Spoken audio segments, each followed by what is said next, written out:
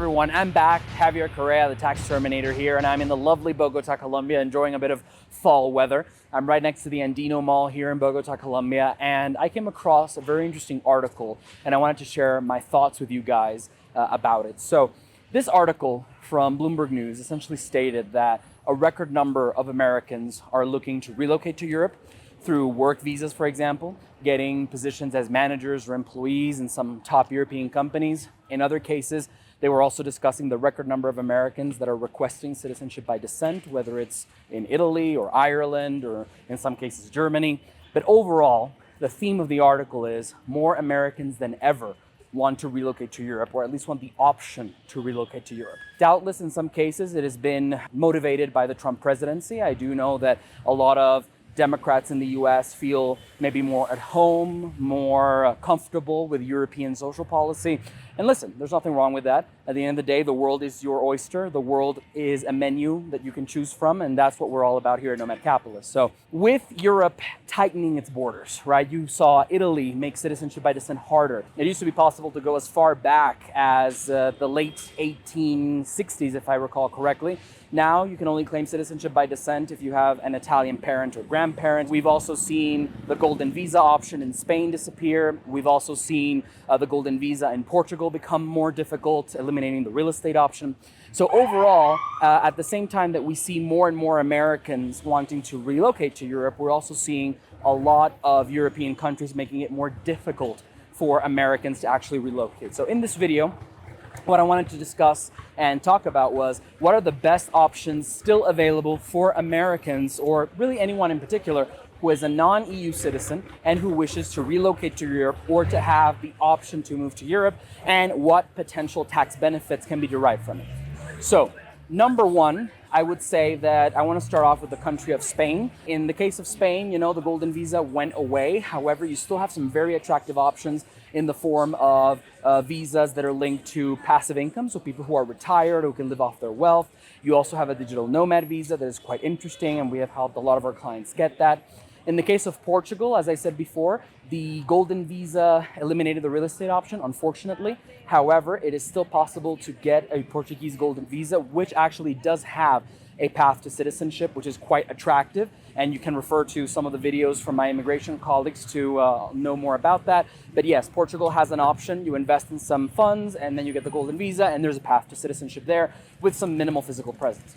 In addition to that, if you really are into real estate, then you still have some options in Greece, you still have some options in Latvia, where essentially investing some money into real estate, depending on the area of the country you choose, potentially as low as 250,000 euros in the case of Greece, you can obtain a golden visa, which gives you Schengen area access. In the case of Latvia, the investment is around the same price tag, basically around 280,000 something euros, if I am not mistaken. So basically, those are some options that are pretty interesting. In addition to that, you've heard me talk about the Channel Islands in Europe, for example. Excellent option.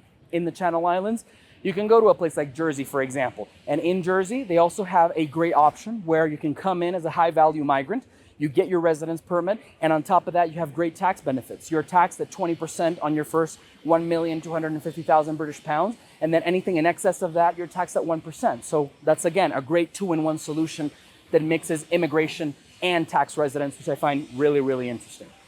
In addition to that, obviously, if I circle back a sec, you've got the lump sum tax in Greece, which can be very, very interesting. And you also have a new NHR system in Portugal, if you want to go for that golden visa that I described earlier. However, the scope of that NHR is much less broad, much less encompassing than it used to be. So unless you're a really high value professional in an area where you can really exploit some kind of research-related, type of work activity or skill set, then the new NHR in Portugal might not be as interesting for you. In Spain, you've got the Backham Law. So if you choose to go for that digital nomad visa we talked about before, then you can potentially get the Backham Law. It turns Spain into a territorial tax system for about 6 years. None of your foreign source income is taxed, so that could be interesting. So as you can see, you've got very friendly options all around. In Italy, you also have some pretty interesting options. You can invest into Italian businesses, you can make some investment in Italy, and you can also obtain a residence permit there.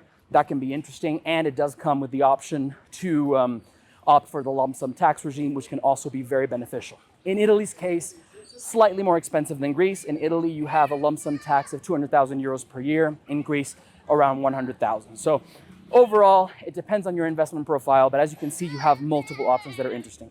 One that we haven't talked about as much, Monaco, also a bit old school, from back in the 1970s, but it could be pretty interesting. Some people do decide to relocate to Monaco. You put some money in the bank, potentially can get a residence permit there. And obviously Monaco on the personal side is zero tax, so why not? Could be an option for some people, and is still very interesting. So in addition to all of these great tax benefits, you also have great lifestyle benefits. In most cases, European countries will have a lower cost of living than the United States, maybe Switzerland being the only exception. I believe Switzerland is one of the rare European countries that is actually more expensive in terms of cost of living than the US. But yes, you have lifestyle benefits, you've got tax benefits, you've got cost of living benefits, you've got cultural benefits.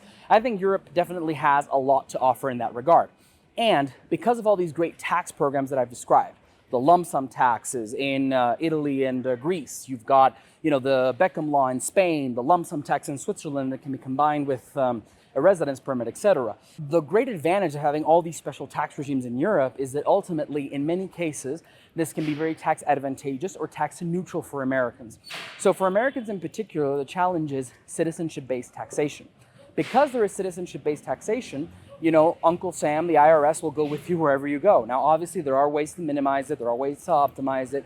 You've got the foreign earned income exclusion. You've got the foreign housing deduction or exemption, depending on whether you're an employee or a self-employed person. You do have possibilities to leverage certain foreign entities and maybe carve out some tax benefits there. But overall, the US is always going to be there and is always going to be your silent partner in terms of the income you generate, even if you don't spend one single day in the US. So my take on this has always been, hey, you relocate to Europe or to a tax neutral place for you as an American. And ultimately, it's great because you only have to essentially worry about the United States. You don't have to worry about that other European country necessarily coming after you as aggressively. One last honorable mention that I didn't want to make because a lot of our clients love it is Malta. So Malta has been in the news recently, and I actually hosted a webinar for our clients because the famous Malta MEIN program went away. It was the program through which you essentially invested around $1 million, give or take, and you could have obtained citizenship, Maltese citizenship, in a matter of 18 months. That program is now gone. However, Malta does still have great options when it comes to getting tax residence. And so a lot of our clients don't realize that programs like the TRP and the GRP are still fully available in Malta. And these programs allow you to essentially keep the island as your place of tax residence. It is very tax advantageous. You pay 15,000 euros per year as a fixed annual fee. And then the rest of the time, you're basically taxed on remittance, on anything you remit in excess of 100,000 euros, and then you get a great treatment for capital gains. But ultimately, it is also a great place for those who want more of a digital nomad-friendly European tax residence. So there you have it, folks. Those are the best options to relocate to Europe. I hope you enjoyed the video. If you're an American considering moving to Europe, drop a comment down below, follow us on Instagram, subscribe to this YouTube channel, and this was the Tax Terminator, signing off. I'll be back.